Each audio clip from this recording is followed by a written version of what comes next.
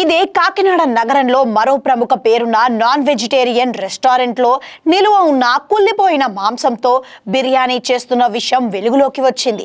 అధికారులు దాడి చేసి దానిని సీజ్ చేశారు. ఇక హైదరాబాద్ విషయానికి వస్తే ఎక్కడా కూడా బయట భోజనం చేయడం, మరీ ముఖ్యంగా చికెన్, మటన్ బిర్యానీలు తినకపోవడం మంచిదనే భావన సర్వత్రా వ్యక్తమవుతోంది. ఈ ఆరోపణల నేపథ్యంలోనే పలు రెస్టారెంట్లపై జీహెచ్ఎంసీ ఫుడ్ సేఫ్టీ అధికారులు తనిఖీలు చేశారు.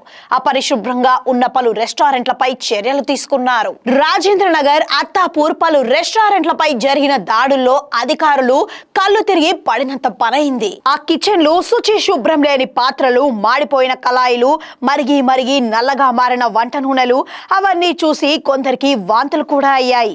ముక్కులు అదిరిపోయాయి. అక్కడే కుకింగ్ మాస్టర్ వేడికి తడిసిపోతూ స్వేదం చిందిస్తూ వంట చేయడం ఇవన్నీ చూసి అవాక్కయ్యారు. అప్పటికప్పుడు ఇమీడియట్ గా వాటిని సీజ్ చేశారు. అయితే హైదరాబాద్ లోని రాజేంద్ర నగర్ లో the fort, delish by homes kitchen రెస్టారెంట్లు నిబంధనలను పాటించడం లేదని అధికారులు తనిఖీల్లో వెల్లడైంది. కుళ్ళిపోయిన కూరగాయలు వాడుతున్నట్లు అధికారులు గుర్తించారు. అన్నిటికీ మించి కిచెన్ లో బొద్దింకలు, ఎలుకలు తిరుగుతున్నట్లు అధికారులు గుర్తించారు. ఇదండి సంగతి.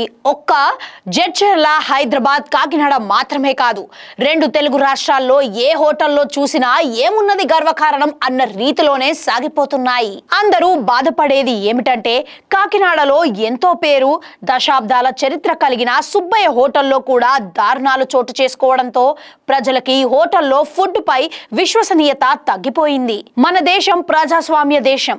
ప్రజలు ఒక్క మాట మీద నిలబడి ఓటు వేస్తే ఆ పార్టీ అధికారంలోకి వస్తుంది. అంటే ప్రజలు ఒక మాట మీద నిలిస్తే ఏ వ్యవస్థ అయినా సరే మాట వింటుంది. ఇప్పుడు జడ్చర్లలో పాము దొరికింది.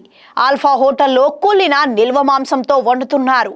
కాకినాడలో పిల్లి మాంసం పెట్టారు. ఎక్కడాగుతున్నారు ప్రజలు? అయినా సరే ఇంకా రెచ్చిపోతున్నారు. హోటళ్లలో కూర్చొని తినేందుకు వాటిపై దాడి చేస్తున్నారు. ఇక శని, ఆదివారాలు వస్తే రోడ్ల మీదే పడి తిరుగుతున్నారు.